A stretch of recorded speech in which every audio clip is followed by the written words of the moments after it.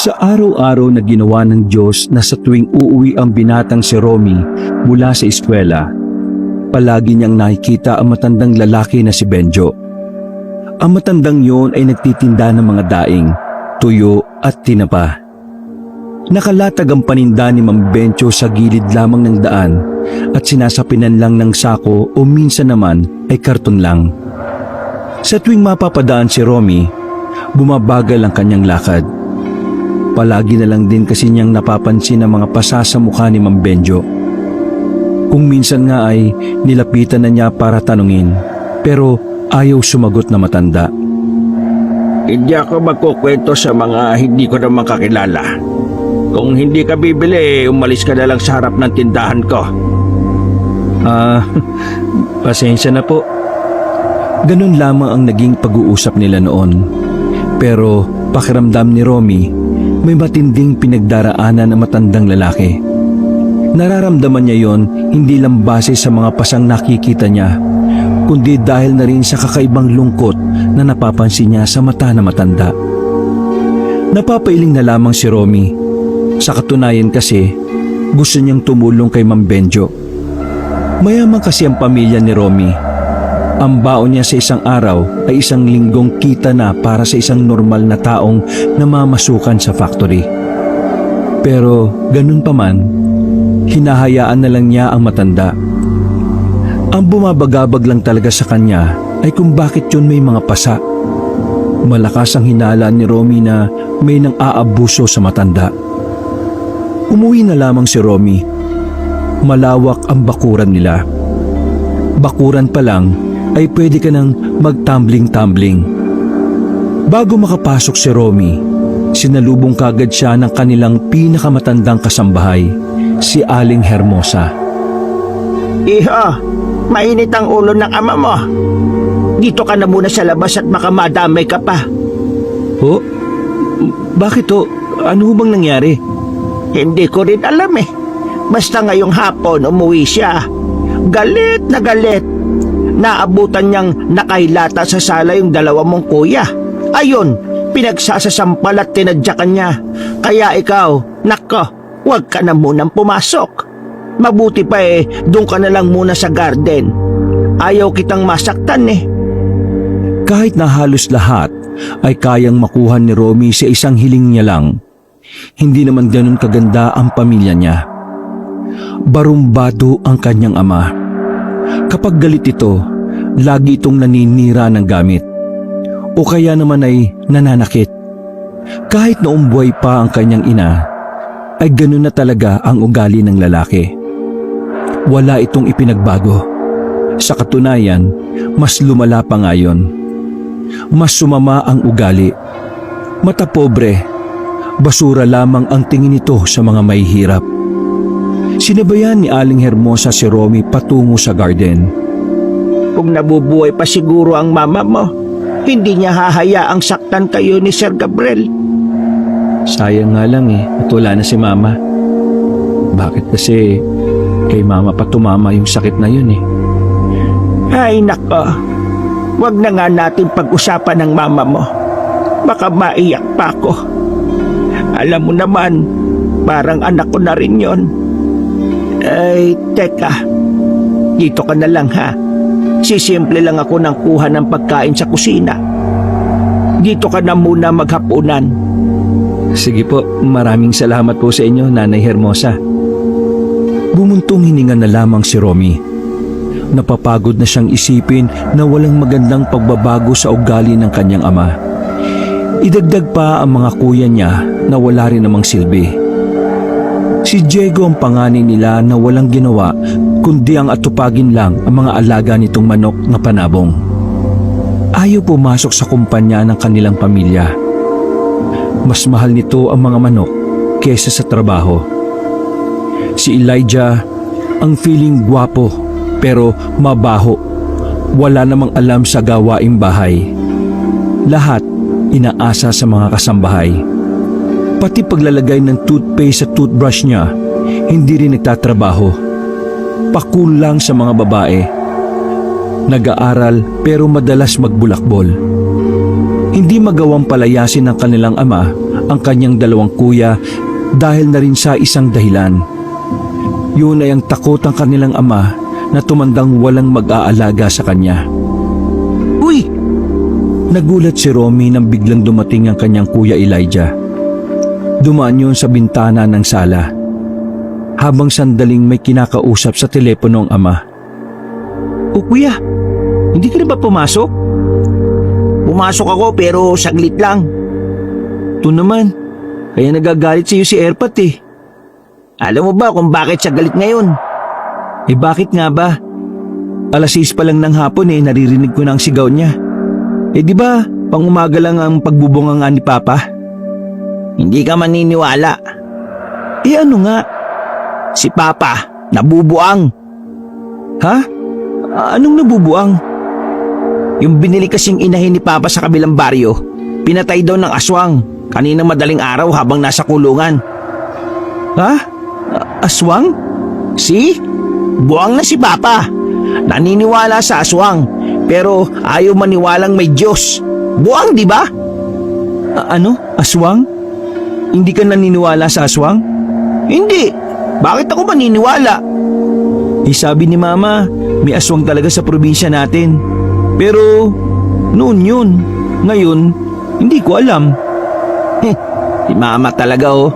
Pagkatapos mawala nag-iwan pa ng kwentong barbero. Uy, kultuin ka ni Mama, gusto mo? Wag kang nga magbiro ng ganyan. Takot ka sa multo pero hindi ka naniniwalang may aswang. Ewan ko sa iyo, kuya. Tinakbayan ni Elijah ang kapatid at ngumiti. Sabado naman bukas Tama ka sa akin ngayong gabi. Yan ka na naman eh. Tapos gagawin mo lang akong taga-akay sa iyo kapag nalasing ka na. Sa halip na nagiinom ka, bakit hindi ka na lang magbasa ng libro? Para lang sa mahihinang nilalang yung libro Ano ka ba? Sige na, samahan mo na ako. May gagawin pa akong assignment eh. Bukas na, Sabado naman Huwag kang puro aral no. Masama ang masyadong matalino. Tingnan mo tatay natin. Hindi niya makontrol ang emosyon niya dahil masyado siyang matalino. Ano ba tawag doon? Losing control because of smartness? Ha? Anong smartness ang pinagsasabi mo? Saan mo na naman dadalhin si Romy? Inilapag ni Aling Hermosa sa lamesa ang daladala niyang tray ng pagkain. Nagpapasama lang po ako sana. Birthday kasi ng isa sa mga kaibigan ko Matigil na muna kayo dito sa bahay. Alam mong galit ang papa nyo tapos aalis pa kayo. Pero saglit lang naman. Yung saglit mo hanggang umaga. Isasama mo itong kapatid mo hindi naman yan umiinom. Anong gagawin niya doon? Taga-akay sa'yo. Ay nako, umalis ka na Elijah. Napakamot na lamang sa ulo si Elijah. Kahit hindi nila kadugo ang Ale, parang tunay na lola na rin ang turing nila doon. Kaya ganun na lang din ang paggalang nilang dalawa sa matanda. Oh, nadinig mo yung sabi ni Nanay Hermosa manahimik ka dyan. Sus, sige na nga. Pasalamat ka, love kita nay. Ako pa ang magpapasalamat. Hoy, hindi utang na loob ang pagmamahal. Kusa yang binibigay sa mga taong karapat dapat. Oo nanay, puso mo, kalma. Baka mamaya kung ano pa mangyari sa'yo. Alam mo naman na ikaw lang ang meron kami. Sandaling natahimik ang tatlo. Bumuntong hininga ang matanda. Napansin ni Romy na nabalot ng kalungkutan ang atmosfera nila, kaya naisip niyang ibahin ang usapan. Nay Hermosa, totoo ba talaga ang mga aswang? Wala ka bang matapik? Ang mga aswang ay totoo. Saksi ako at ang inyong ina. Nakakita na kayo? Oo, ako. Pero ang mama mo hindi. Nararamdaman niya lang. Pero ako, kitang-kita ng dalawa kong malinaw na mata. Noong pinagbubuntis ng inyong ina itong loko-lokong si Elijah, inaswang ang mama niya. Paano napalayas ang aswang? Pinalayas ng papa mo. Naniniwala rin kasi ang papa niyo sa aswang. Ayun, Tinaga niya ng itak nung puntahan siya sa bubong. Laylay yung kanang binti ng aswang eh. Ang binti ng aswang, nakuha pa ng papa mo yon. Pero pagsapit ng umaga, naging abo. Napapailing na lang si Elijah habang nakikinig. Wala talaga itong interes sa mga ganoong bagay. Samantalang si Romy naman ay parang namamangha sa kwento. Kaya naman pala, mukhang aswang tong si Kuya eh. Ang kapal ng mukha mo ah. Marami kayo nakakagusto sa akin. Na aswang? Nayo! Tama na yan. Paano? Mag-aasikaso muna ako sa loob, sa papa nyo. Kayo ha? Manatili lang kayo rito sa bahay. Baka mamaya makakita pa kayo ng aswang. Natakot na lamang ang dalawa sa huling sinabi ni Aling Hermosa. Makalipas ang ilang oras, medyo naging kalmado na rin ang kanilang ama sa loob. Kaya naman naisip na rin ni Ronnie na pumasok.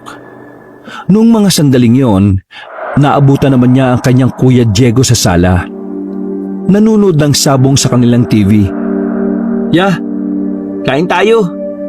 Umalis ka nga dyan. Buisit. Haharang-harang ka pa dyan para kang walang utak ah. Nako, bahala ka nga dyan kuya.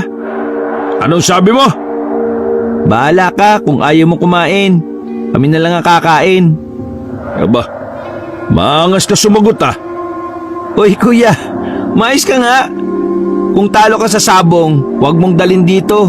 Niyayaya ka lang kumain para kang buwang dyan. Isa ka pa. Papatayin ko yung mga manok mo kapag nag-angas ka pa. Nanahimik na si Diego at bumaling na lang din sa sofa. Napapailing na lang silang dalawa dahil sa kagaspangan ng ugali ni Diego.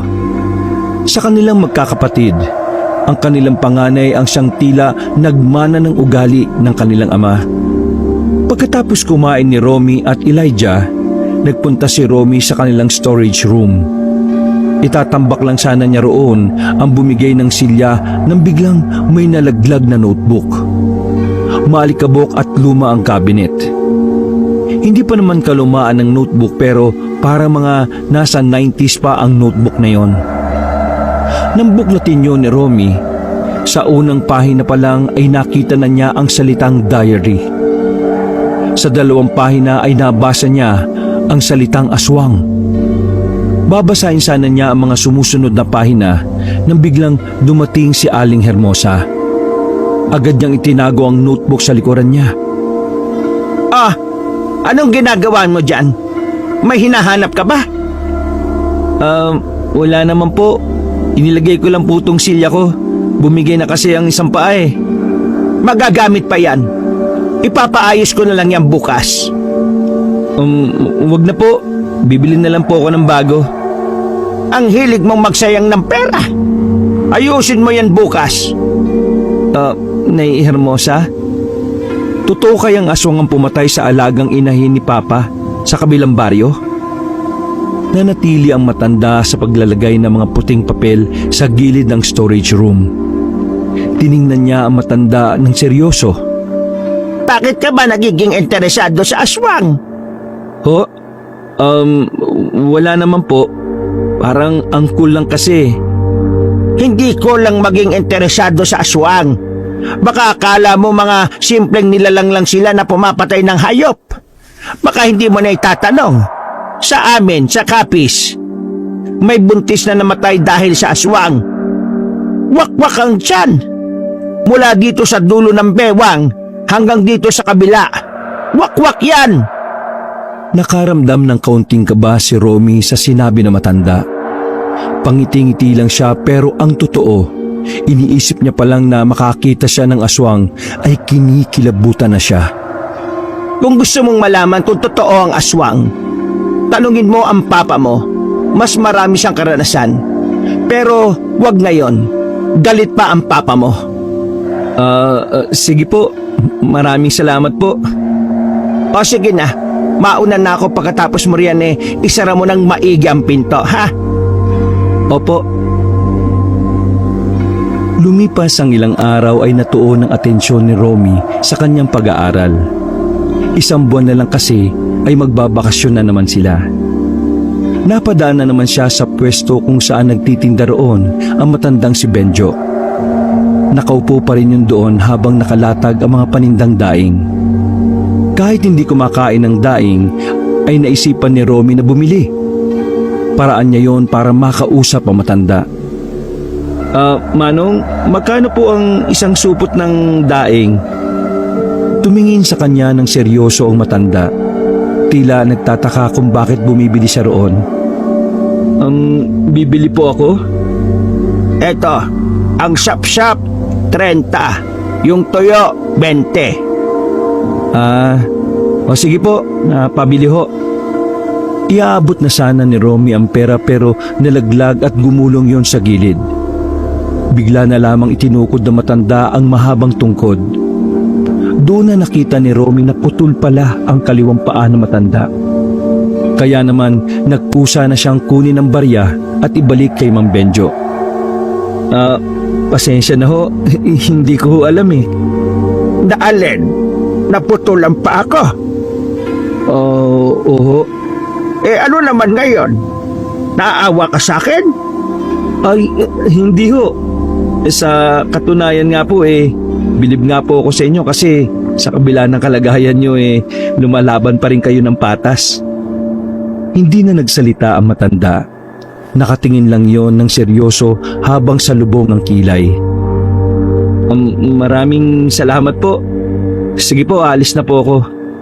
Wag ho kayong masyadong papagabi ha. Baka kasi makakita po kayo ng aswang.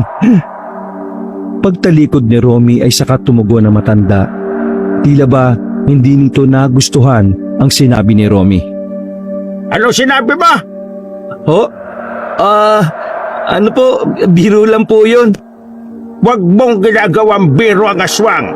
Wala kang alam, bata. Pasensya na ho. Hindi ko na po ulitin. Ngumiti na lamang ng pilit si Romy. Nagmamadali na siyang maglakad bago pa tuluyang maubusan ng pasensya ang tinderong putol. Pagdating niya sa kanilang bahay, ay mga kasambahay lang ang naabutan niya. Kaya naman nagtungo na lang siya sa kanyang silid at saka nagbasa-basa ng libro. Dakong 10:00 ng gabi, saka lamang nakaramdam ng gutom si Romy. Wala ng tao sa sala dahil maagang natutulog ang mga kasambahay. Pupunta na sana si Romy sa kusina nang makarinig siya ng boses sa labas. Kalmado, ngunit mukhang galit na naman ang kanyang ama na si Gabriel. Gawin niyo ang lahat para mahanap ang punyemas na aswang na yan! Patayin niyo kagad! Hindi dapat makaganti ang aswang na yan sa akin! Kailangan niya mamatay bago pa yan maging hadlang sa pagyaman ko! Noong mga sandaling yon ay nakaramdam ng kaba si Romy. Parang ibang Gabriel ang naririnig niya. Kahit na mababa lang ang tinig ng Don, pakiramdam ni Romy ay punong-puno ng galit at pagkamuhing yon. Hindi rin maintindihan ni Romy kung ano ba talaga ang atraso ng aswang kay Don Gabriel. Bukod sa ang aswang ang pumatay sa alaga nitong inahin, kutob ni Romy may nangyari noon na hindi nila alam. Biglang may humila kay Romy. Pagtingin niya ay si Elijah lang pala. Dinala siya nito sa likuran ng kanilang bahay, kung saan naroon pa ang isa nilang kusina. Teka, ano ba yun? News ka kay Papa. Mainit na naman ang ulo. Si Kuya Diego kanina, nadaanan ni Papa sa sabungan. Ayun, nasapok niya. Hinahanap ka ni Papa eh.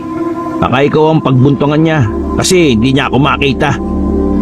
E di, magpakita ka. Baliw! Eh di nasakta naman ako. Mabuti pa, umalis na muna tayo. Hindi ako pwedeng magkapasa ngayon. May reporting kami sa susunod na araw. Wow! Nagsiseriso ka na sa pag-aaral ah. Hindi no. Tatayo lang naman ako kasama ng mga kagrupo ko eh. Natigil ang pag-uusap nila nang marinig siya ng kanilang ama. Romy! Bumaba ka rito! Uy, tara na. Wala nang nagawa si Romy kundi sumama na lang sa kanyang kuya. Inakyat nila ang pader at saka tumalon. Nagmamadali silang tumakbo palayo sa kanilang malaking bahay. May pinuntahan silang tambayan sa likuran ng kakahuyan.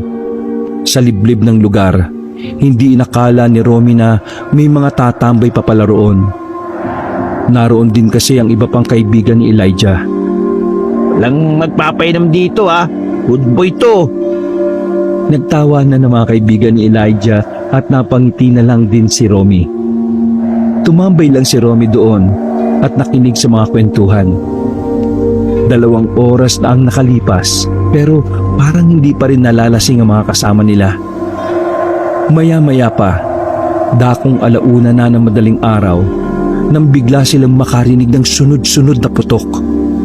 Nanggagaling yun sa kagubatan na nasa harapan nila.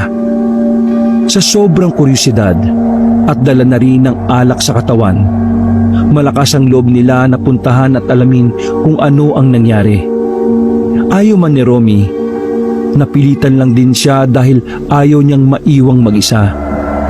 Nang nasa gubat na sila, ay nakita nila ang ilang kalalakihan na tumatakbo habang nagpapaputok ng baril. Maya-maya pa, napansin din nila na tila may humahabol sa mga yon. Dahil sa liwanag na dulot ng mga putok ng baril, nakita nila na ang nilalang na nasa likod ng mga armado ay isang aswang. May malapad na pakpak. Aswang yan mga pre! Nagtakbuhan sila pabalik. Kahit si Elijah na hindi naniniwala sa aswang ay nakaramdam din ng takot. Kuya, aswang yun. Sabi sa'yo, totoong aswang eh. Totoong kwento ni Nanay Hermosa. Hindi na nakapagsalita si Elijah. Tikom ang bibig nito at halatang hindi rin makapaniwala. Tanda kuya, umay na tayo. Baka kung ano pang mangyari dito. Hinila na ni Romy ang kanyang kuya. Nagkawatak-watak na rin ang mga kasama nila. Pagka-uwi nila sa bahay, ay sa likuran ulit sila dumaan. Inakyat nila ang bintana ng silid ni Romy at doon na muna sila tumambay. Ano? Naniniwala ka na bang totoo mga aswang? Nakita mo naman di ba? Aswang ba talaga yun? Aswang yung kuya. Teka, may papabasa ako sa iyo ah. May kinuhang notebook si Romy sa kanyang drawer at saka binigay sa kapatid. Oh, ano to? Diary yan ni Mama tungkol sa pagiging interesado ni Papa sa aswang. Nako, tamad ako magbasa no? Ano ba nakalagay? Sinulat dyan ni Mama yung mga ginagawa ni Papa noong bagong kasal pa lang sila. Kaya tayo yumaman. Kasi may isang matandang aswang daw ang pinagnakawan nila Papa ng mga ginto sa Sikihor. Tapos, ang sabi pa ni Mama, yung aswang daw na yon ay sumunod dito sa atin. Yun yung aswang na nangangaswang sa kanya nung pinagbubuntis ka. So, nasabi mo na inakawan ni Papa ang aswang na yun tapos gumaganti sa atin? Oo, at baka yun din ang aswang na pumatay sa inahing baboy niya. Teka nga, totoo bang nangyayari to? May aswang talaga? Kuya, ano ba akala mo nananaginip ka? Nakainom ka lang, hindi ka nananaginip. Gusto mo malaman kung panaginip ito o hindi? Tinan mo tong palad ko. Oh, ano naman yan? Malapad di ba? Oo, tapos? Itong gigising sa'yo sa katotohanan. Bigla na lang sinampal ni Romy ang kanyang kuya. Naparay pa ang binata dahil doon. Aray ko naman! Para kang tanga! Sapakin ko mukha mo dyan eh! O ano? Naniniwala ka na kasi totoo sila. Ano naman kasi kung maniwala ako? May pagbabago ba? Natahimik si Romy. Umupo na lang sila sa dulo ng kama. Napapailing. Kung totoo may kasalanan si Papa sa mga... Ano nga yun? Aswang-aswang na yan? Dapat umalis na tayo. Madadamay tayo sa kasalanan yan. Hindi natin pwedeng iwan si Papa no? Kung ganun nga. Tatay pa rin natin siya. Oy, Romy, nag-aaral ka na maayos, di ba? Dapat alam mo na walang tatay ang nananakit ng anak nang walang matinong dahilan. Kahit nga may matinong dahilan eh, di ka dapat nananakit eh. There's no right. Right? Ano nga sa English yung dahilan? Ay nako, reason. Kau talaga oh. There's no right reason to punch and make it hurt your sons. Tinagalog mo na lang sana. Basta. Iwan na lang natin dito sa papa kapag gumati na yung aswang na sinasabi niya dyan sa diary na yan. Hinayaan na lamang ni Romy na maglabas ng sama ng loob ang kanyang kuya. Matagal na rin kasi niyang dinaramdam ang pagiging mapanakit ng kanilang ama. Noong sandaling yon, ay doon na rin nakatulog si Elijah. Hindi na rin nakapasok si Romy kinabukasan dahil alanganing oras na rin siyang nakatulog. Paggising niya kinabukasan, nagulat siya dahil mag-aalas 10 na ng umaga.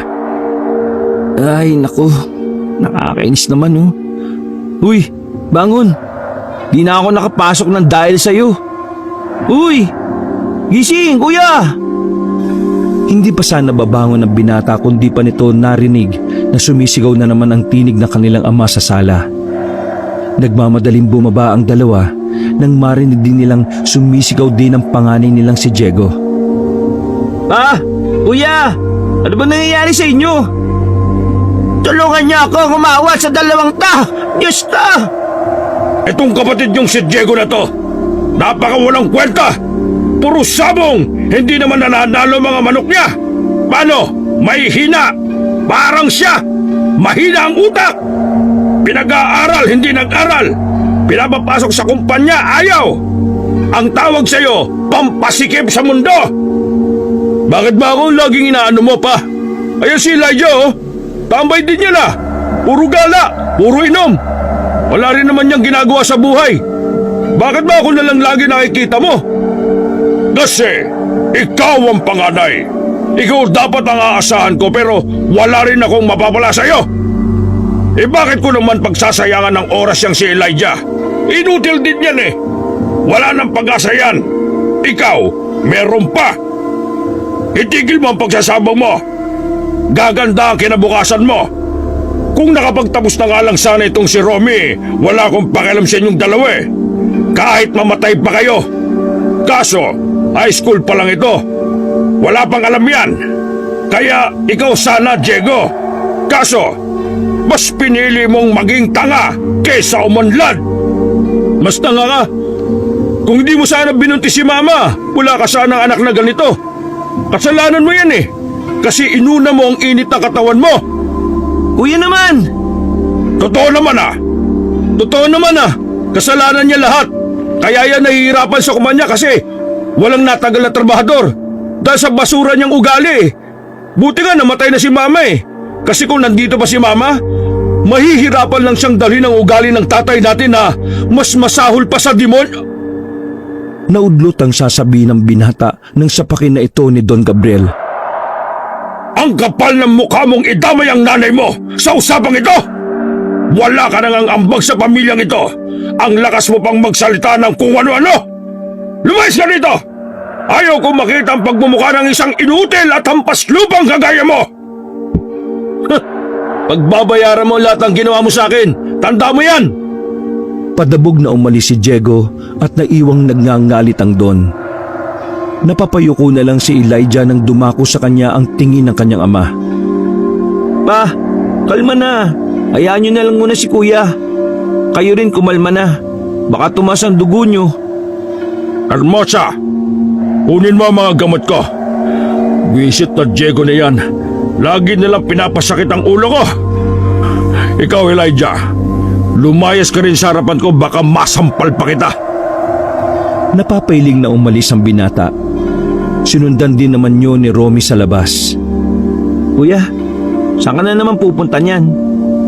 Eh di saan pa? Magpapakalayo-layo. Nakita mo naman kung gaano kasama yung ugali ni Papa, di ba? Pinag-iinitan niya talaga kami. Muling sumama si Romy sa kanyang kapatid na si Elijah. Pero noong mga sandaling yon, hindi nag-inom ng alak si Elijah. Nagpunta lang sila sa hanging bridge para magpahangin. Pagkatapos ay bumalik na sila ng baryo para sana maglaro ng bilyar. Maaga pa naman kaya na siguro nilang walang gaanong tao roon. Kaso, nang dumating sila roon, inabutan nila ng maraming tao sa tapat. Ano bang meron ngayon? Bakit ang daming tao? Lumapit ang magkapatid. Nakipagsiksikan sila sa mga nagkukumpulang tao. Namilog ang mga mata ni Romy nang makilala ang isang lalaki na wala ng buhay na nilatagan lang ng sako sa ilalim. Maraming malalalim na hiwa sa katawan. Mukha lang ang walang hiwa dito. Kuya, di ba isa sa mga tao ni Papa yun? Ayan yung nagatid sa atin nung unang araw ng pasok natin eh. Tingnan mo yung tattoo dun sa kamay niya. Di ba siya yun? Ha? Oo nga no. Siya nga yan. Eh anong nangyari dyan? Nako, ang sabi ng mga magsasaka nakakita, aswang daw ang pumatay dyan. Nakatingin na magkapatid nang marinig yon. Sandali silang lumayo. Nakuha agad ni Romy kung ano ba talaga ang nangyayari. Nung bago mo ako hilahin dito kagabi, narinig ko si Papa na may kausap. Pinapautos niya na hanapin at patayin yung aswang. Hindi kaya isa yung lalaking patay na yan sa mga tao ni Papa? Isa siya sa mga napatay ng aswang na nakita natin? Mukhang ganun nga talaga yung nangyayari. Kawawa naman. Maya-maya lang ay may iyakan na silang narinig. May dumating ng kamag-anak ang biktima. Sa halip na maglaro ng bilyar, nawalan ng gana ang dalawa. Kinilabutan sila sa mga nangyayari kaya minabuti nilang umuwi na lang muna. Sinalubong agad sila ng matandang si Aling Hermosa. Sa reaksyon pa lang ng mukha ng matanda, halata nang nababahala ito. Halika kayo, tara. May sasabihin akong mahalaga sa inyo. Sumunod na magkapatid at pumunta sila sa storage room. Isinirado ng matanda ang pinto at sinimulan nito ang sasabihin. Ito na ang panahon para malaman nyo ang tunay na ginawa ng inyong ama sa aswang. Alam na po namin yan. Alam nyo na. Paano nyo nalaman? Alam na namin si Papa may ninakawan na aswang at nagiganti yun sa kanya mula noon hanggang sa ngayon. Aksidente ko pong nakita rito ang diary ni Mami. Doon, nabasa ko lahat kung ano ang ginagawa ni Papa at kung saan nanggaling ang yaman na meron kami ngayon. Malalim na paghinga na lamang ang nagawa ni Aling Hermosa. Mga iho, kailangan nyong umalis na. Iligtas nyo ang mga sarili nyo. Madadamay kayo sa kasalanang ginawa ng Papa ninyo. Elijah, Romy, hindi basta-basta ang aswang na yon. Mabangis siya. Kayang-kaya niyang pumatay. At ngayon, nagsisimula na siyang gumanti. Pinatay niya ang lahat ng tauhan ng Papa niyo kaninang madaling araw. Yan na nga rin ang sinasabi ko kay Romy. Pero ayaw niya. Romy, anak, may alam akong bahay. Medyo liblib siya pero ang mahalaga, hindi kayo makita ng aswang na narito kayo. Dahil kapag nagkataon, malalaman niyang anak kayo ni Don Gabriel. Kayo ang uunahin niya. Kaya nakikiusap ako sa iyo, Romy. Sumunod na kayo. Ito ang huling hiling ng inyong mama bago siya mawala. Ang maging ligtas kayo sakaling magbalik na ang aswang. Oh, ano na, Romy? Hayaan mo na kasi ang Papa mo na yan. Wala namang magandang dinulot sa atin yan kundi takot tsaka trome. Dito mo si Kuya Diego, oh. Galit na sa kanya. Sumama ka na sa akin. Doon sa sinasabi ni Nanay Hermosa. Doon muna tayo hanggat hindi humuhupa itong gulong ito. Sige na nga. Pero paano yung pag-aaral ko? Ay naku, saka mo na isipin yan. Isipin mo muna kaligtasan mo. Na mabuhay ka. Paano ka mag-aaral kung patay ka na? Buntong hininga na lamang ang naitugon ni Romy. Pagkatapos ng pag-uusap na yon, ay nag-impake na rin sila ng mga gamit. Dinala na lamang nila kung ano ang magagaan at kung ano ang mas magagamit nila. Pagsapit ng gabi, umalis na rin sila ng bahay bago pa makauwi ang kanilang ama. Binigay naman ni Aling Hermosa ang susi ng bahay at ang drawing kung papaano makakarating doon. Hindi naman yung kalayuan, halos 10 minutong lakaran lang din. Alas 7 na ng gabi noon. Kuliglig na lang ang naririnig ng magkapatid sa kanilang daraanan. Kaya naman, hindi nila mapigilan mag-isip ng kung ano-ano. Tama ba dinadaanan natin? Oo, tama naman yung dinadaanan natin. Kaya malapit na tayo. Paglagpas daw natin sa Maisan, yung bahay na nandun, yun na yun. Di ko alam na may bahay pa pala si Nanay Hermosa. Dati niya pang nababanggit sa akin yun tuwing nagwawala si Papa. Doon niya ako gustong papuntahin nun. Pero ayaw ko lang. Bahay niya yun napamana daw sa kanya.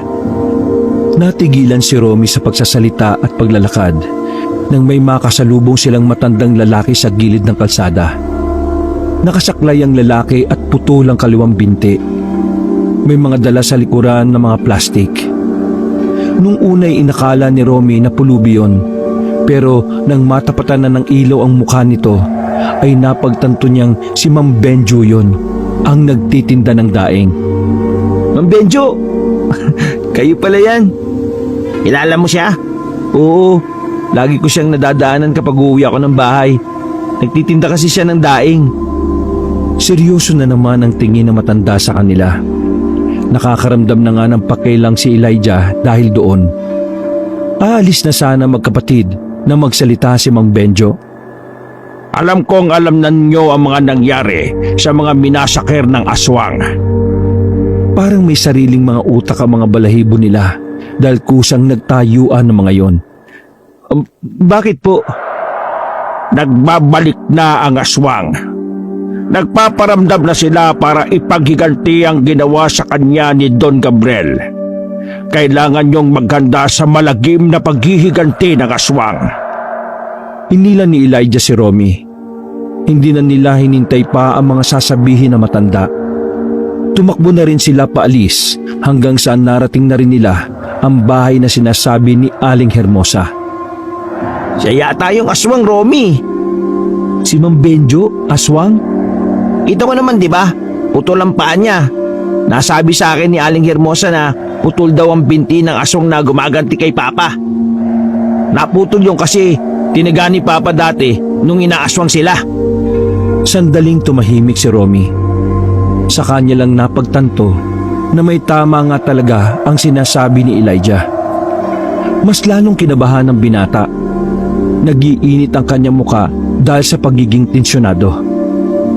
Tara na, pumasok na tayo. Ito na yata yung sinasabi ni Nanay Hermosa. Dali, baka sundan pa tayo na matandang yun. Binuksan ng dalawa ang pintuan. Nakapa nila ang pindutan ng ilaw sa gilid. Malinis at maayos naman ang bahay. Maliit siya pero may isang kwarto pa bukod sa sala. Inusisan nila kung nakasarado na maayos ang mga bintana. Isinirado din nila kaagad ang pintuan at pinatay ang ilaw sa labas. Kaya pala nung una pa lang ng pagkikita namin, parang galit na siya sa akin Kahit na wala naman akong ginagawa sa kanya, siya pala yung aswang. Hindi mo pa talaga maalala na putol ang binti ng aswang kung di ko sasabihin. Paano kung wala ako? E di, ano na lang ang nangyari sa'yo? Kailangan natin mag-isip ng paraan. Paraan para saan? Para mapatay ang aswang? Wala tayong gagawin, Hindi tayo makikialam. Hindi natin tutulungan si Papa. Bahala siyang harapin yung ginawa niyang problema. Kailangan din natin maging handa, kuya. Kagaya ng sinasabi ni Nanay Hermosa, pwedeng idamay tayo ng aswang. Lalo na't alam naman pala niya na anak tayo ng kaaway niya. Tinalukat ni Romy ang mga gamit sa maliit na kusina. Kutsilyo at itak lang ang nakuha nila roon. Kailangan natin to. Huwag tayong pakampante na walang gagawin sa atin ng aswang na yun. Makalipas ang ilang minuto ay naging kalmado na rin silang dalawa. Hindi sila makatulog at nakikiramdam lang sila sa kanilang paligid. Para silang mga nakadroga dahil sa pagiging dilat na dilat hanggang paulit-ulit na sumisilip sa labas. Romy, halika. Tingnan mo yung nasa labas, Oh, bakit? Ano ba yan? Ayos, yung nasa paligid ng sako. Oh, manok yan natutulog. Bakit? Anong meron? Wala lang. Sinabi ko lang. Para ka naman timang Seryoso ka ba? Wala akong magawa Hindi ako makatulog. Namamahay ako. Kainis. May pasok pa kami bukas pero mukhang hindi na naman ako makakapasok. Puro ka pag-aaral. Ha? Natigilan sa pag-uusap ang dalawa nang marinig nila ang malalakas na katok sa labas. Kakabahan na sana sila pero narinig nila ang matandang si Aling Hermosa. Mga iho, nandyan naman kayo. Buksan niyo ang pinto. Ha? Si Nanay Hermosa yun ah. Nagmamadali nilang binuksan ang pintuan. Bumungad nga sa kanila ang ali na naiiyak-iyak na. Natataranta at takot na takot. Nanay Hermosa, ano pong nangyari? Bakit kayo nakakaganyan? Ang mansyon, mga iho. Sinalakay na ng aswang ang mansyon. Ano? Ang mga kasambahay, ayos lang po ba sila? Walang nasaktan sa mga kasambahay. Lahat kami nakatakbo palabas nang makapasok ang aswang. Ang mga napuruhan ay ang mga bagong tauhan ng papa ninyo. Si Papa. Wala siya sa bahay na mangyari yon. Sayang. Uy, kuya naman oh. Wag na wag kayong uuwi. Malakas ang pakiramdam ko na nagmamasid lang ang aswang sa baryo. Sa oras na mamukaan nila kayo, hindi siya magdadalawang isip na patayin kayo kahit tirik pa ang araw. Mukhang kailangan na talaga nating gumawa ng paraan para mapalayas ang aswang na yan. Hindi lang naman kasi si Papa ang mapapahamak eh. Pati na rin yung mga inosenteng tao na may ugnayan sa kanya. Walang alis dito. Romy, naintindihan mo? Delikado buhay natin. Si Kuya Diego, nag-aalala ako para sa kanya. Ay, isa pa yun. Pabayaan mo na yun. Masaya na yun sa buhay niya, sa piling ng mga anak niyang manok. Pero ang bilin sa atin ni Mama, huwag natin pababayaan ng isa't isa, di ba? Ang tigas ng ulo mo. Delikado nga eh. Malaki na si Kuya Diego. Alam na niya kung paano makakasurvive. Di kung anuin siya ng aswang, di karma niya na yun. Dahil sa kanya kaya pinag-iinitan din ako ni Papa eh. Ikaw talaga oh. Nasa peligro na nga tayo, ganyan ka pa. Magkakapatid kayo. Tama naman si Romy. Dapat magkakasama kayo hanggang sa pagtanda. Kaya, Romy, puntahan mo ang kuya mo bukas sa sabungan.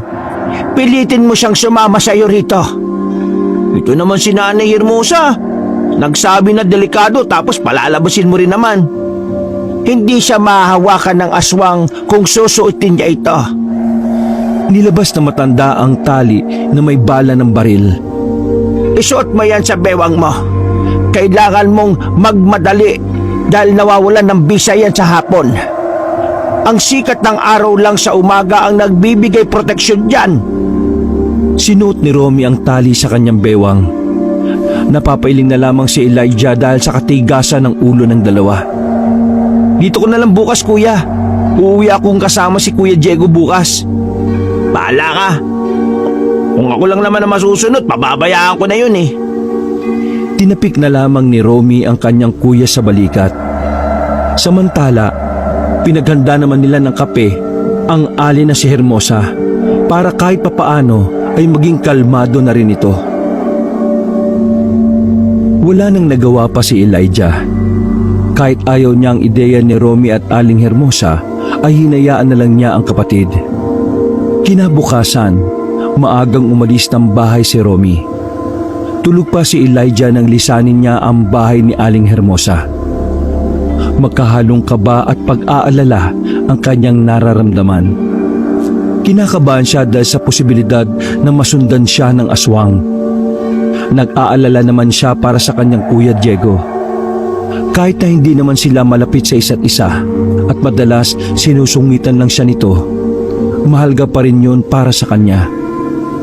Hindi pa rin niya nakakalimutan ng sinabi sa kanila ng nanay nila na mahalin nila ang isa't isa. Pagpasok ni Romy sa kanilang baryo, buka na pa lang ay nakita na niya na maraming tao. Napatingin sa kanya ang lahat ng naroon na parabang nababahala. Ala, yan ang bunsong anak lang dun. Alam niya kaya nangyari? Hindi siguro. Ang haka-haka mga tauhan lang ni Don ang nasa bahay nun. Naku, kawawa naman. Siguradong magugulat siya sa daratnan niya. Yun ang mga salitang dinig na dinig ni Romy dahil sa lakas ng mga boses ng mga tsismoso-tsismosa. Hindi na lang yun pinansin ni Romy. Pero aminado siyang nakakadagdag pa yun sa kanyang kaba. Habang papalapit siya na papalapit sa kanilang mansyon, nag-uumpisa na rin tumagaktak ang pawis sa kanyang buong katawan. Dahil yun sa kaba na siyang nagpapataas ng tensyon sa kanyang katawan. Huminga siya ng malalim. Binilisan niya ang kanyang lakad hanggang sa matanaw na nga niya ang mansyon.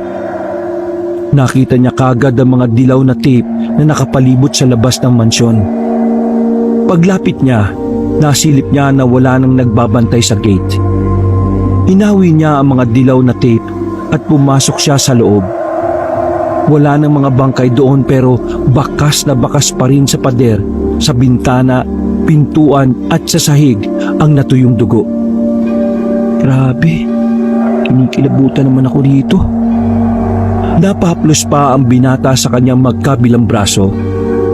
Hindi niya inakala na ang mansyon na yon ay babaluti ng masaklap na pangyayari. Nagtatayuan ang balahibo ni Romy, lalo na kapag naaalala niya na lahat ng bagong tauhan ni Don Gabriel ay nabiktima na.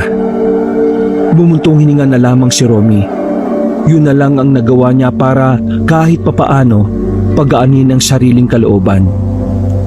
Agad siyang umalis ng mansyon. Nagmamadali na siyang pumunta sa sabungan. Maaga pa lang pero marami na ang taong naroon. Parang walang pakialam ang mga sabungero kahit na may minasakar na sa kanilang baryo. Hinanap ni Romy ang kanyang kuya Diego. Nakipagsiksikan pa siya sa mga tao para lang makita ang lalaki. Ngunit wala roon si Diego. Nakita niya yon na nakaupo sa isang malaking bato ilang metro ang layo sa nagsasabong. Walang sinayang na pagkakataon si Romy. Kuya, nandito ka lang pala. O bakit? Ay ano kung nandito lang pala ako? Siyempre malamang, saan pa ba ako pwedeng pumunta? Teka, ano bang kailangan sa akin ng matalino, mabait, masipag at maabilidad kong kapatid? Kuya naman hindi tong oras para magpataasan tayo ng ihi. Nandito ako para ano? Oo na! Alam ko yung nangyari sa mansyon. Sa katunayan, nagdiwang pa nga ako eh. Wala kang pakialam? Bungol ka ba? Sabi ko nga nagdiwang ako eh. Ibig sabihin, wala akong pakialam. Wala akong pakialam! Paano mo kinakaya na magsawalang bahala, kuya? Akala ko ba matalino ka? Bakit hindi mo maintindihan? Sa tingin mo apektado ko? Wala ngang ginawa sa akin si Papa kundi ang hamakin at malitin ako eh. Kaya bakit ako magkakaroon ng pakialam? Hindi lang si Papa ang nasa mansyon. Nandun din ang mga kasambahay natin. Hoy ano naman? Wala naman nasaktan sa kanila, di ba? Wala ka talagang kwenta. Sarili mo lang iniisip mo at yung mga manok mo na hindi naman nananalo. Sa sinabing yun ni Romy ay tila nagbago agad ang timpla ni Diego. Sandali nitong ibinaba ang hawak na manok at itinali sa gilid. Ulitin mo nga sinabi mo. Wala kang... Hindi na naituloy pa ni Romy ang sasabihin nang dumapo na sa mukha niya ang malaking kamao ng kuya niya. Sa lakas ng suntok ay napaupo siya sa lapag. Gulat na gulat at nakahawak pa sa kanyang labi. Kung makapagsalita ka, parang may alam ka sa nangyayari ah. Alam mo ba kung nasaan ang mga kasambahay ngayon? Ha? Alam mo ba? Kinablot ni Diego ang kwelyo ni Romy at saka idinikit sa puno ng kaimito. Lahat sila nandun sa bahay na hindi ko pa natatapos ipagawa. Anong ibig mong sabihin? Marahas na binitiwan ni Diego ang kapatid. Bumuntong hininga ito bago nagsalita. Papunta ako sa mansyon nung magkagulo doon. Puro putukan ang narinig ko. Akala ko may tumambang kay Papa sa loob. Kahit ayaw ko sa kanya, inakyat ko yung pader para malaman kung anong nangyayari. Kaso, nakita ko yung aswang na sinasabi nila. Malapad ang pakpak, nasa taas ng bubong. Binabaril ng mga tao ni Papa. Biglang namatay ang ilaw. Doon na isa-isang pinagpapapatay ng aswang yung mga tao ni Papa. Naalis na sana ako noon eh. Kaso, narinig ko yung mga kasambahay na nag-iiyakan. Pumunta ako sa likod ng bahay. Nakita ko silang nagsisiksikan sa sulok. Sinama ko sila sa pag-alis ko. Wala si Nanay Hermosa. Sabi ng isang kasambahay nagpaiwan muna sa loob para iligpit yung picture ni Mama na nasa sala. Kaya wala na akong choice. Umalis na kami. Kapag hindi kami umalis baka kami ang isunod ng lintik na aswang na yun. Labis na ikinagulat ni Romy ang kanyang narinig. Mula pa kasi noon, hindi niya kailanman nakita si Diego na nagkaroon ng malasakit sa mga kasambahay. Hindi naman niya minamaltrato. Sadyang wala talaga siyang pakialam sa ibang tao. Kaya akala ni Romy noon, makasarili lang talaga si Diego. Talaga kuya? Ginawa mo yun? Hindi ka talaga naniniwala, no? Palibasa, ang tingin mo sa akin ay masamang tao, rebelde at sutil. Okay, fine. Ganun ang tingin mo sa akin. Wala akong magagawa. Pero kahit na ganun ako, sinusunod ko pa rin ang paalala sa akin ni Mama na pahalagahan ng mga kasambahay. Mahalaga rin sila sa akin, pero hindi lang halata kasi ang pinapansin nyo lang naman sa akin ang mga kamalian ko. Pasensya ka na kuya kung masyado kitang hinusgahan. Sanay na ako sa inyo na kahit anong gawin ko, itong pagsasabong ko pa rin ang napupunan nyo. Pero kumusta na mga kasambahay? Hindi ko alam kung anong ginagawa nila pero ligtas sila ron. Malapit na sa bayan yung bahay ko na yon. Kaya alam kong hindi na aabot ang aswang doon. Mamayang gabi, pag-uwi ko, pauwiin ko na muna sila sa mga tirahan nila. May pera pa ako doon para pamasahin nila. Bakit ang bait mo? Iniinsulto mo ba ako? Gusto mong isahan ko pa yung mukha mo? Hindi ako mabait. Ginagawa ko lang kung ano yung gusto ring mangyari ni Mama sa mga kasambahay. Kung nabubuhay siya, sigurado kung ganito rin naman ang ipapagawa niya sa akin Kaya huwag ka magsaya. Di porke ginawa ko to, magiging malapit na tayo sa isa't isa. Bad trip pa rin ako sa'yo at sa tatay natin. At hindi yun magbabago.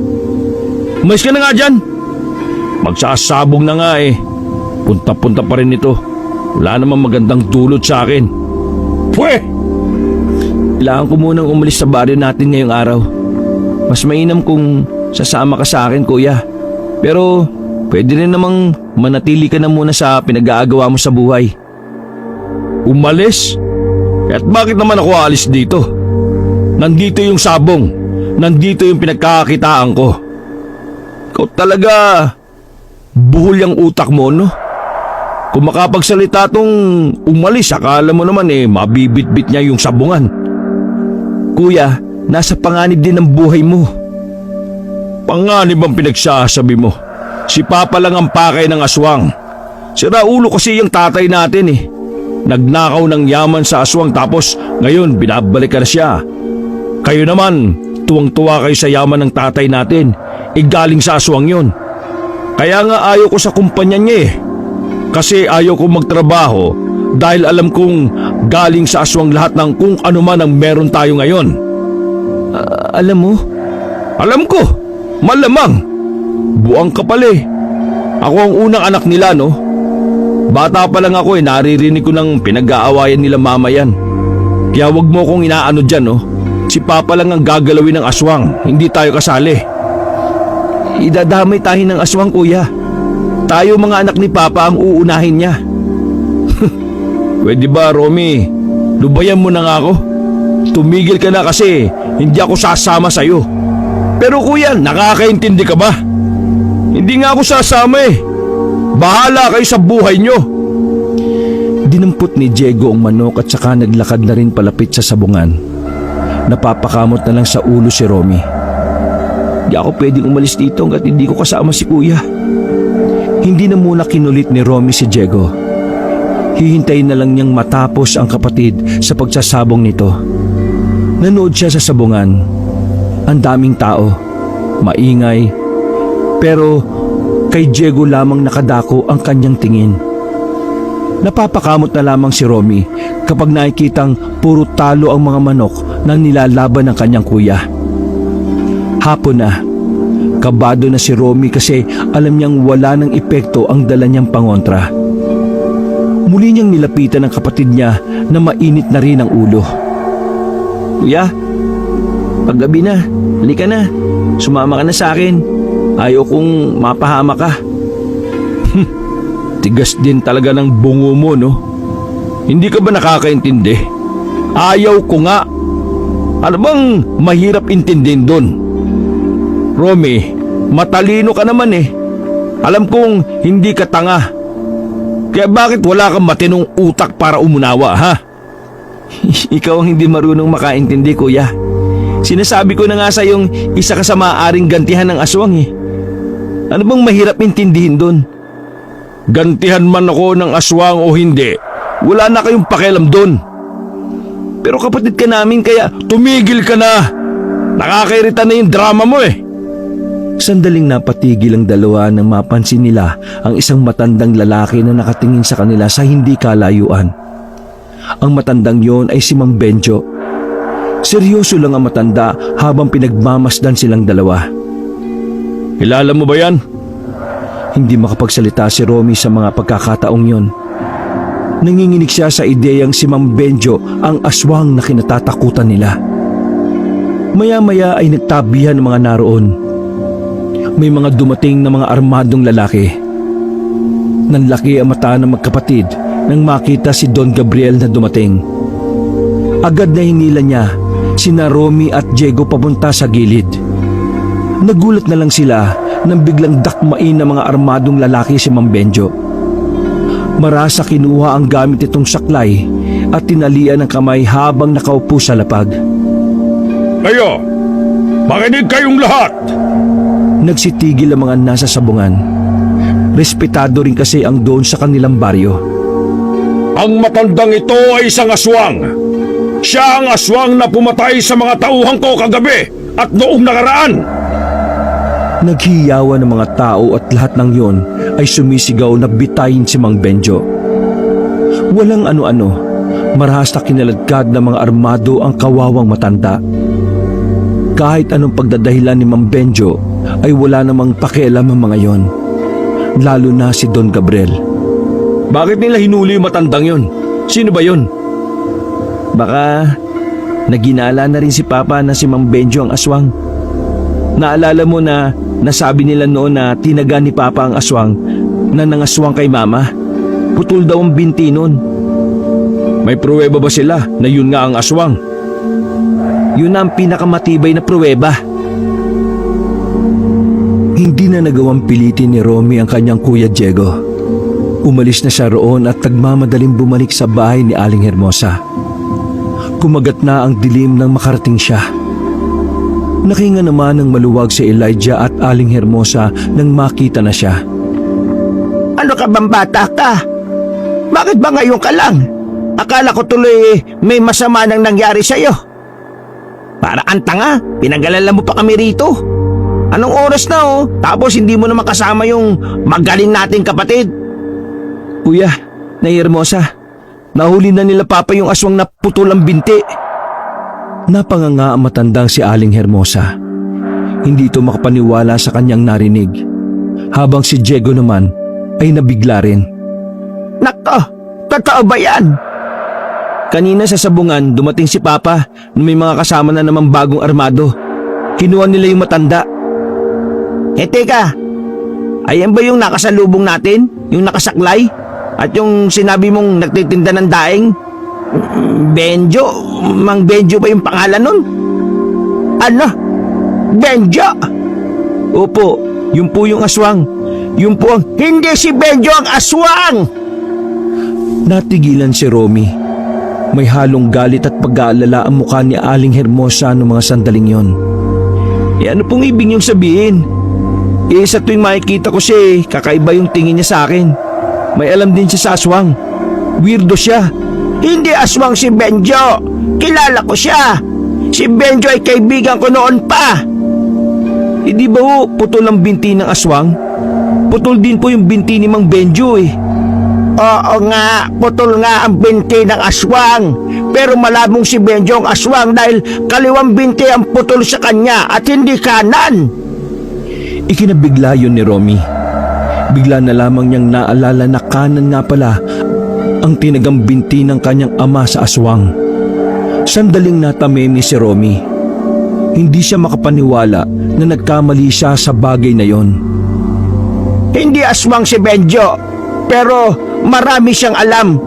Si Benjo ay dating manunugis. Pero nang dahil sa pagkaputol ng binti niya dahil sa isang aksidente, tumigil siya sa pagtugis sa mga aswang. Romy, kailangan mong pigilan ng papa mo. Makakapatay sila ng inosente. Hindi aswang si Benjo. Nakpo, nalinti ka na. Kailangan kong puntahan si Papa. Teka, saan mo naman sila hanapin? Narinig ko si Papa.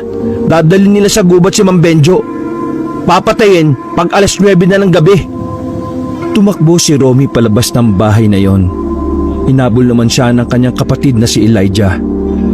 Walang ideya si Romy kung saang gubat niya hahanapin ang kanyang ama at si Mang Benjo. Basta na makabalik sila sa baryo, pinasok agad nila ang kagubatan na nasa tapat ng kanilang baryo. Saan ba natin kasi hanapin yung mga yun? Ang laki-laki ng gubat oh.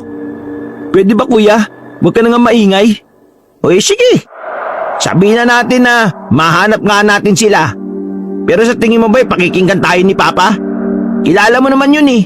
Sarili lang niya ang pinakikinggan niya. Bahala na kuya. Basta kailangan natin makaabot. Kahit anong paraan gagawin ko. Huwag lang nilang mapatay si Mang Benjo. Wala siyang kasalanan dito eh. Pambira naman kasi oh. Bakit ba kasi tayo umabot sa ganitong punto ng buhay natin eh? Nanahimik na si Elijah sa mga sumunod na sandali. Maya-maya pa, nakarinig na rin sila ng sunod-sunod na putok ng baril. Sa sobrang kaba, ay nagmamadaling hinanap ni Romy kung saan nagmula ang putok na yon.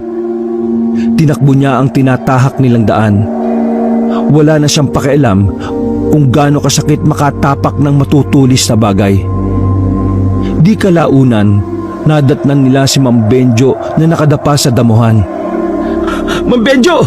Patawad! Hindi ko alam na hindi ikaw yung aswang! Patawad! Halos maiyak-iyak na si Romy nang biglang gumalaw si Mang Benjo. Ano bang pinagsasasabi mo? Buhay ka! May patay bang nagsasalita? Kung hindi ka patay, kaninong putok yung mga baril na yon? Abay hindi ko alam. Basta nakita ko lang na bumulagta na yung 3 lalaki na kasama ni Don Gabriel. May ibang bumaril sa kanila. Si Don Gabriel, ayun, tumakbo. Sino naman kaya yun? Isang lalaki ang lumabas mula sa kadiliman. Nang makilala nila yon, ay laking gulat ng dalawa. Ha? Kuya Diego? Ako ang bumaril sa mga tauhan ni Papa. Hindi ang matandang ito ang aswang. Dahil ang totoong aswang na yon ay hindi kayang mag-anyong tao. Yun ang nakalagay sa isa pang diary ni Mama na nakita ko sa kwarto niya. Basta malakas ang kutob ko kanina na hindi siya aswang. Wow! Naniniwala ka na rin pala? Ayos ha? Mabuti ka pala. Sa dami ng mga nangyayari na involve ang lintik na aswang na yan, sa tingin mo hindi ako maniniwala? Ang malaga, nailigtas mo si Mang Benjo. Huwag kayong magdiwang kaagad. Dahil ang aswang, nandito siya. Kanina pa siya nakamasid. At marahil sinundan na niya ang tatay ninyo. At hindi nga nagkamali si Mang Benjo. Narinig na lamang nila ang tinig ni Don Gabriel na nagsisisigaw.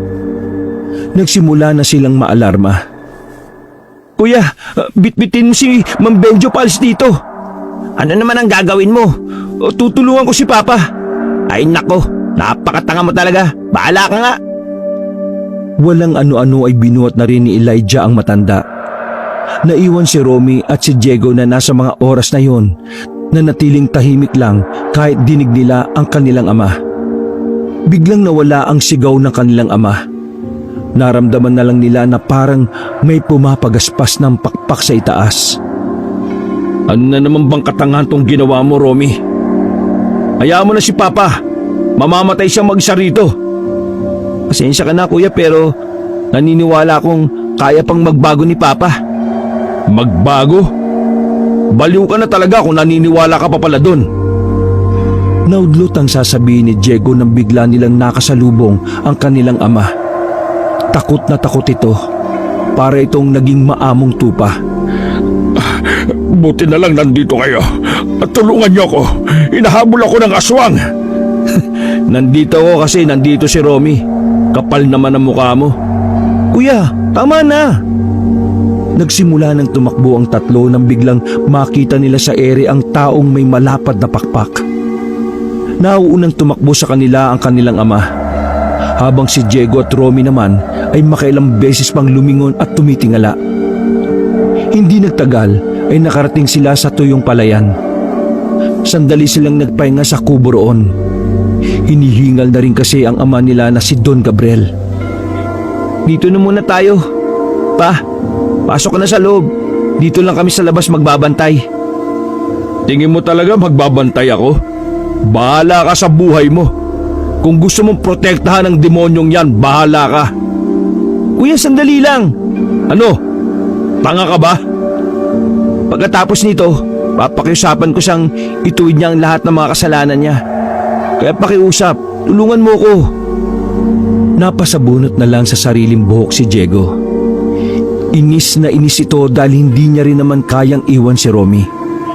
Ay nako, kung hindi lang dahil kay mama, iiwanan na kita eh. Buisit. Pati ako natatanga eh.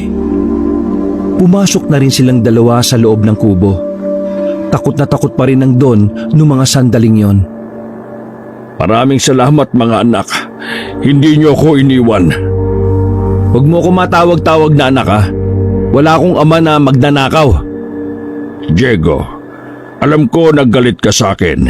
Pero hindi tama na kung ano-ano na lang ang binibintang mo sa akin.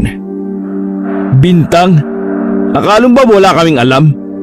Alam ng mga anak mo na ang yaman na nilalasap mo ngayon ay galing sa yaman ng aswang na pinagnakawan mo noon. Ang aswang na galit sa iyo ngayon at gusto kang patayin. Dahan-dahang lumapit ang Don. Halos isang dipa na lang ang distansya nito mula sa dalawa. Diego naman, wag ngayon. Kailangan natin magkaisa ngayon. Tama ko, Romy, hindi ba? Unang niyakap ni Don Gabriel si Romy. Sumunod naman itong niyakap si Diego na wala man lang tugon. Pero nagulat sila sa ginawa ni Don Gabriel. Bigla nitong dinukot ang baril na nasa tagiliran ni Diego. Ano? Isusumbong mo ako sa kinauukulan? Tinutukan ni Don Gabriel ng baril si Diego. Nasabi ko na sa iyo, Romy, walang demonyo na kayang maging anghel. Pa, ibaba mo yan. Pag-usapan natin to ng mahinahon. Alam kong isusumbong niya ako. Pero hindi ko hahayaan na kayo pa ang maging dahilan ng lalong pagyaman ko. Pa, mga anak mo kami. Kadugo mo kami. Huwag mo ngayaan na lamunin ka ng pera. Tumigil ka na, Romy. Hindi yan makikinig sa'yo. Mga anak, matawad. Pero kahit kailan, mga kasangkapan lang ang tingin ko sa inyo. Mama nyo lang ang tunay kong minahal. Kayo, wala akong pakialam. Mamatay kayo ngayon, wala akong pakialam. Napakahayop mo talaga kahit na kailan. Sa kabila ng pagmamahal na pinakita namin sa'yo, ganito ibabalik mo sa amin bilang ama? Pasensya na pero iiwan ko pati pamilya ko kung hahadlang kayo sa... Nagulat silang lahat nang biglang may tumagos na kamay sa dingding. Hinilano ng kanilang ama. Dahil sa taranta ay nabitiwan nito ang baril at agad din naman yung dinampot ni Diego. Mga anak, tulungan niyo ako! Tulong! Unti-unting hinila palabas ng kubo ang Don. Wala nang nagawa si Romy at Diego sa mga sandaling yon. Pinakinggan na lang nila kung papaano unti-unting humihina ang sigaw ng kanilang ama. Hanggang sa hindi na nga nila yon narinig. Tigok na yata yung demonyo nating ama. Buong akala nila ay tapos na ang lahat. Pero maya-maya lang, sila naman ang pinagtuunan ng aswang. Inalis ng aswang ang buong bubong ng kubo. Kitang-kita na nila ang isang tao na may pakpak na malapad at putol ang kanang binti. Walang ano-ano, agad nitong dinagit si Romy. Hawak-hawak ni Romy ang aswang sa paa. Mabuti na lang ay nakakapit ito sa haligi. Lintik kang aswang ka! Wala kaming kasalanan sa iyo! Pinaputukan ni Diego ng maraming beses sa ulo ang aswang. Sabog ang ulo ng aswang at agad na bumulagta sa sahig. Nangisay-ngisay pa yon. Kabado naman ng malala si Romy. Akala niya ay mamamatay na rin siya tulad ng kanyang ama. Wala na tayong problema. Kanya-kanya na ulit tayo. Umalis na parang walang nangyari si Diego. Nagmamadali rin namang naglakad si Romy. Hindi na niya tiningnan pa kung ano ang nangyari kay Don Gabriel.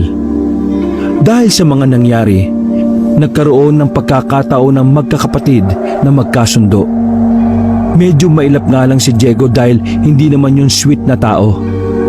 Hindi nila inangkin ang yaman na naiwan ng kanilang ama. Lahat ng yaman nila ay binigay na nila sa bahay ampunan. Napag-isipan kasi nila na mas magandang magsikap sila para sariling pera nila ang kanilang gagamitin. Ayaw nilang gamitin ang pera ni Don Gabriel dahil alam nilang mula yun sa aswang na pinagnakawan nito. Kalaunan, naging maayos naman ang takbo ng kanilang buhay. Nakapagtapos ng pag-aaral si Romy. Nagkaroon na ng trabaho si Elijah at si Diego naman ay nagtayo na rin ng sarili nitong sabungan. Kahit na magkakaiba ang kanilang mga paniniwala sa buhay, pinagbubuklod naman sila ng mga salitang iniwan sa kanila ng kanilang ina. At yun ang naging armas nila para protektahan ang isa't isa laban sa mga aswang. Wakas. Mga kabangers, mga kayanggaw, kung nakarating kayo hanggang dulo at nagustuhan niyo po ang kwento at bago lang po kayo sa ating channel, huwag niyo pong kalimutan na pindutin ang subscribe button pati na din po ang notification bell para lagi kayo nano-notify ng mga bago nating mga videos. At kung nagustuhan niyo po ang ating kwento, pakipindot na rin po ang like at mag-comment na rin po kayo sa baba kung ano pong sa palagay niyo ang natutunan niyo sa kwentong ito. Paki-share na rin po ang ating video ngayong araw. Hanggang sa susunod na kwento, wakas!